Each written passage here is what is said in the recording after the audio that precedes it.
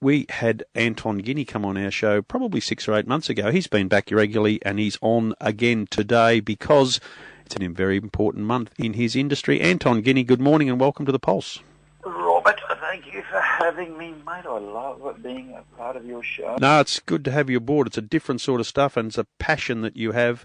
The building industry of Australia is a very important part of the whole system that keeps us all ticking, and there's a bit of recognition for those hard-working tradies this month, which obviously affects your role as a workplace health and safety sort of officer, whatever you like to call yourself, expert. Yeah, probably leadership.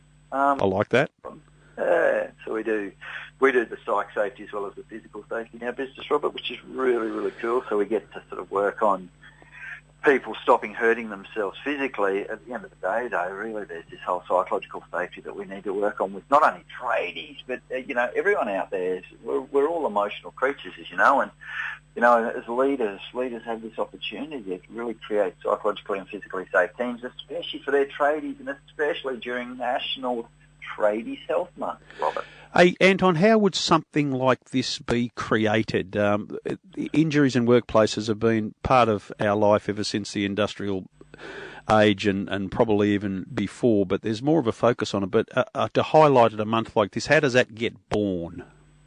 Well, I actually don't know where that gets born from. I wonder who comes up with it. That's a fantastic question. I probably should have had the answer to that.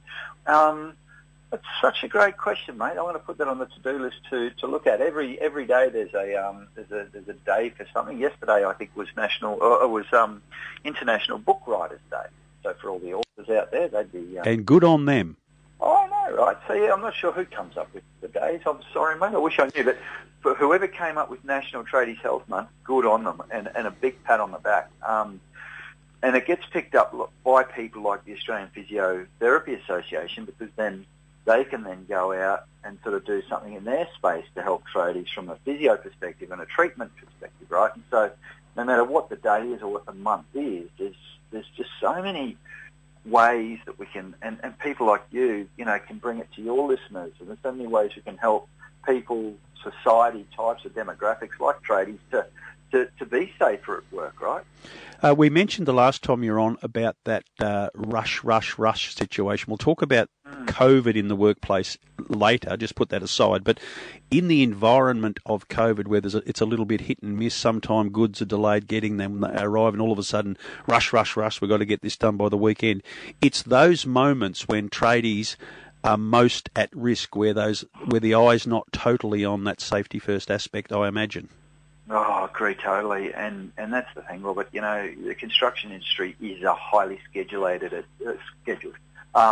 it's sort of a cost-driven industry where time is money, and I really, really get that. At the end of the day, though, it costs businesses and it costs humans and it costs tradies so much more if we don't stop and think. I've been asked recently during National Tradies Month, what are the main reasons? Why do people think that it's more important to rush a job than put their safety first? And again, I'll come back to the leadership thing about people giving tradies the opportunity to stop, or anyone at work, to stop and actually say, what, we've got time, don't rush it. I'd rather see the job finish slowly than you get injured, right, at the end of the day. And what we know, Robert, whether it's rushing a job or whether it's just the life of let's talk tradies specifically, whether it's rushing a job or just the life of a tradie, here's a fun fact for you, mate, for your listeners. 60%, 6 out of every 10 tradies are walking around, as we speak right now, with aches and pains as a result of their job. So, that could have been caused by rushing a job. And look, they mightn't have got hurt badly. They might have just overstretched, and then all of a sudden they've got a niggle now that could be persistent. And it's sometimes it's not the big injuries that we need to worry about, especially during Tradies Health Month, because it's these little things. It's the little things that these tradies carry day in, day out. And, it was funny, I was with a group the other day, and a tradie reminded me of this. He said, we're always injured, man. He said, we're always in pain. He said, I'm a Boilermaker. And he said, every single day I come to work and I'm hurting somewhere because I'm bending over, my back sore or my wrist sore or my neck sore from, bending over welding. And I think we've sort of got to take a holistic look at this, because yes, we rush and yes, we stretch, or yes, we rush and yes, we trip. But at the end of the day, we might not as well, and we might just do our jobs normally, and it might be a repetitive incident. It might be just something similar that no one thinks about that could have been prevented. Good morning to my roof plumbing friend Paul Dunkley, who I know will attest to what you're saying there about the aches and pains. But I've just noticed myself, Anton, as I've got a little bit older, your thought process from the brain sending messages to the limbs, that cable that's on the floor there, I'll be able to step over that, and I'm moving quickly and I'm carrying something, I'll be fine. Sometimes the brain doesn't get the right message to the toe when the toe catches. These things happen in my everyday normal life. So on a building site with so much stuff around and so many people around and so much activity, those risks are heightened over and over again. So you're right about having to make sure that all the parts of the body are functioning well, because if they're not, if the right knee is sore and it doesn't lift high enough to get over that step, these are where those little things can happen. Oh, absolutely, Robert, and it takes half a second. Like, I know your listeners know my story because we've talked about it. It's a split-second decision, and for me, 1 second you're right, the next second you're in intensive care of the burns unit, right, or heading there, and that's what I think sometimes we forget in the moment when we're making split-second decisions, and the problem with being injured, Robert, is, as you know, mate, you're a farmer, you know that when one part of your body's knocked around, and yet we're not getting signals to it, or we get too many pain signals to it, we compensate, right? So the old tradie like you and I, the old farmer who's got a sore right knee, all of a sudden they've got a sore left knee because the left knee's doing the work to carry it, and all of Yep. and they walk a bit dodgy, and all of a sudden they trip on something, and so everything compounds upon itself, and that's the thing we've got to try and sort of address, is how to, when that first right knee shows up, what do we do? Or my big thing is, how do we go back and prevent the right knee from getting injured in the first place, or the right shoulder or the left shoulder if it happens? But what is it that leaders are doing and businesses are doing to actually make sure that we prevent these things? And can I share with you, mate, what the Australian Physiotherapy Association believes? Please do. Their research, Robert, found, which I loved, and I'm going to read this word for word so I don't get it wrong. 2/3 of tradies agreed that they would be more inclined to stretch or warm up before starting work if their employer, in brackets leader, prioritised it. How's that for a thought?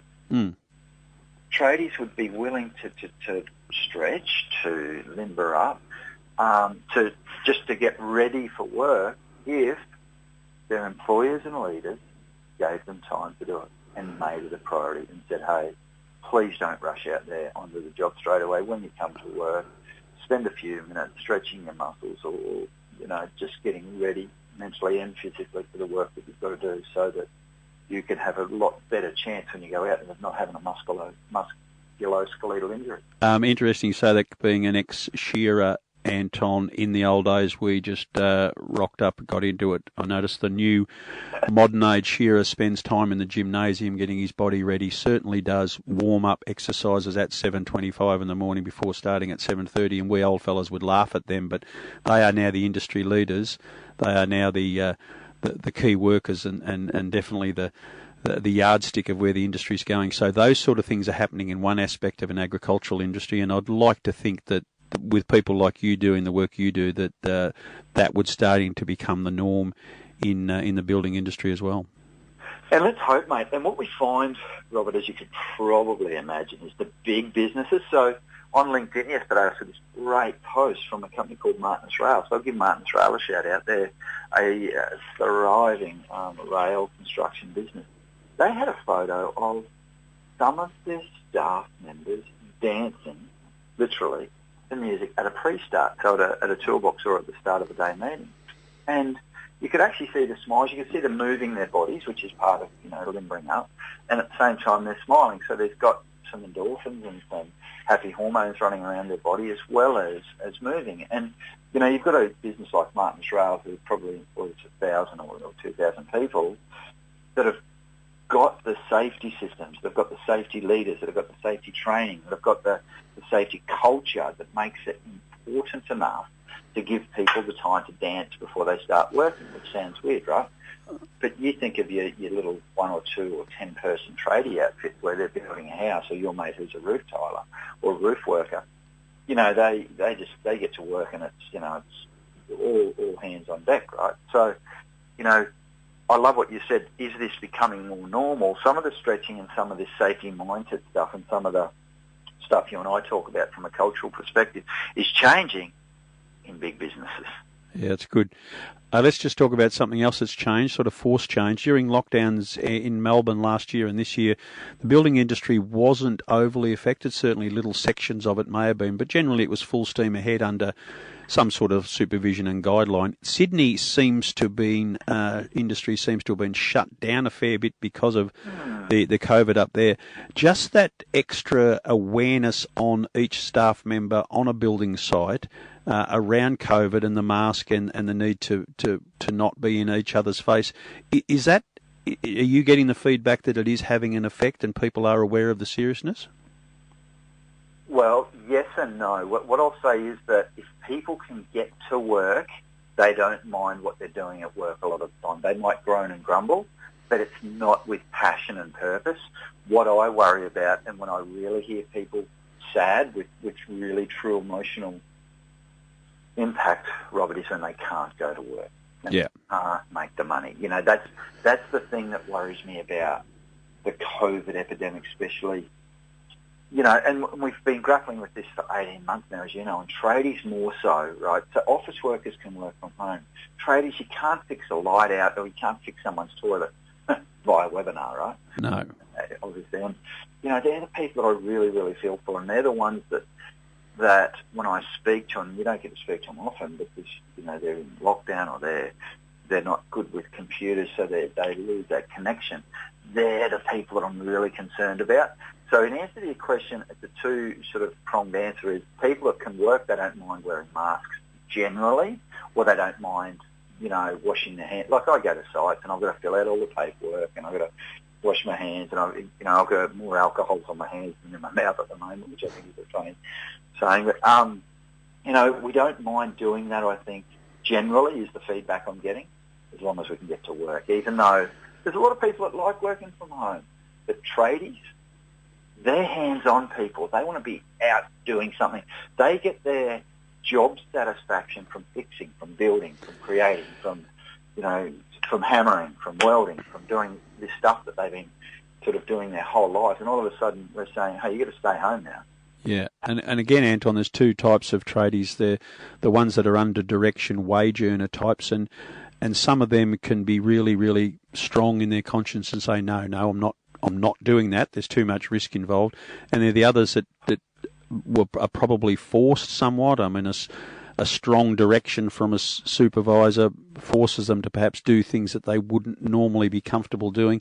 And then, of course, on the other side, there's the self-employed tradie who's pushing boundaries for his own financial interests. He's got bills to pay, he's got staff to pay, and those sorts of things. So there's that constant pushing, balancing of life as to, is that risk worth it for the outcome that I hope to get? That risk-reward scenario, we're not right, but we're always, and it's a split-second decision too, and people like tradies, you know, that are injured or have been injured realise that it really wasn't worth it making that split-second decision at the time, because the flow-on effects were just so tragic, you know, especially the self-employed trader who might even have income protection or something like that, but who's now off work and who's got to spend all day at home sitting on the couch, again, where, you know, it's a bit like the isolation thing, that can't earn as much money as they used to, and they're removed from the work that they want to do. I've got to tell you, it is mentally draining. It is the toughest thing to be at home injured, you know, by yourself with your thoughts. Yeah. And what you struggle with, Robert, just from my own experience maybe, you struggle with this guilt thing, like, because it's, you know, you've made a decision. And you've got to then, so these tradies out there, I know, because I've had them through my programs, I know how much psychological pain there is. Why did I do that? I'm at so-and-so, they talk themselves down, and eventually that becomes a real issue for people because they just feel so bad about the decision they made. So there's so many knock-on effects, man, from health and safety, psychologically and physically. Physical, let's talk about that. 9 metre physical barriers that you mentioned, or 9 feet or whatever it was, intrigued one of my regular listeners. Like that sort of aspect. Just touch a little bit on that, because I want to touch on it with more detail at one of our conversations down the track. But it is an interesting view of life, and one that many subscribe to. Just help me remember, mate. You're talking about an energy field that each of us possesses. Yeah. Now I'm with you. The 9 metre energy field. Yeah. So here's the best way to explain it, Robert. There'll be people in your life that have you ever heard the saying, when he or she comes in the room, they light up the room? Yeah, very much so. I know people like that, and we all do. That's right. That's the 9 metre energy field, right? So when someone comes in and they're around you, and you'll probably hear it from me too now, because my voice changes as I smile, right? So emotions change our body, and when we're happy, that creates this whole aura around us, which, if you talk to people that are energy workers, they'll tell you can see it. I've never been able to see someone's aura. There are people that tell me that you can, so I'll believe them. So when you're happy and you've got this emotional thing going on, this mood, that mood's contagious, right? And so we've got this energy field around us that we touch other people, and it actually talks to the part of our brain called our amygdala. So our amygdala is our emotional part of the brain, and it's responsible for your fight or flight. So it's a primitive part of the brain where we have an emotional response to things, to people, to situations, to circumstances. Here's a fun fact for you if you're listening. In 0.7 of a second. Would you believe that? So we see someone new, and in 0.7 of a second we have this emotional response. Oh, they're a good person, or they're not, or they're trustworthy, or they're not, or geez, there's someone I like, or I don't. We used to say at a job interview that you had 20 or 30 seconds, or the first 7 minutes, or whatever. Now we know, seriously, and this will scare you, listener. and I don't know that a job interviewer has probably necessarily made up their mind in the first second, but they've had a response to you in 0.7 of a second. Yep. You has them. So that's that 9 metre energy field. So you're talking about, you said see an aura. You certainly wouldn't see an aura. You tend to feel it, don't you? Yeah. And you feel it like right down in your emotional part of your brain. And, if I was sitting with you across the table now, I'd probably put my hand on my heart and talk about my emotions and how I feel. But would you believe that your feeling part of your brain is actually in the limbic system, which is in sort of the bottom, probably, third of your brain. And in your limbic system is your emotional part of your brain, which is called your amygdala, which stores all your emotional memories. It stores all of your emotional, I guess, triggers. So there's people that will trigger us by the things that they do and say. So we've all got emotional triggers, right? So for me, for example, when I'm presenting, some of my emotional triggers are, someone says I disagree, or someone says no, like simple words, and I've got to then check myself. Yep. And because what happens is triggers affect our emotional state, and they affect our ability to control our emotions. Now, just think for a sec, those people that and if you, for your listeners out there, let's just do a quick psychology test here. Do you know what your emotional triggers are? And if yes, great, because then you can work on those. If not, just ask your significant other or one of your siblings what your emotional triggers are. They'll tell you, because they know how you respond. We've got to go. We'll talk about this more. I was just thinking then 10 years ago, if we were having this conversation, I would have hung up on you by now. But now I'm very open to it, and I see it's a really big tool to assist in mental health, getting people to open up and be aware of this and talk about it. I think it's going to be a big help. Next time we chat, we'll be chatting about this, so you are on notice. I'll be in touch. And Anton, thank you so much for your time this morning, talking about Tradies Health Month, August 2021. Love your work. Thanks for having me, Robert. Go on, you mate. All the very best. Right. Anton Guinea,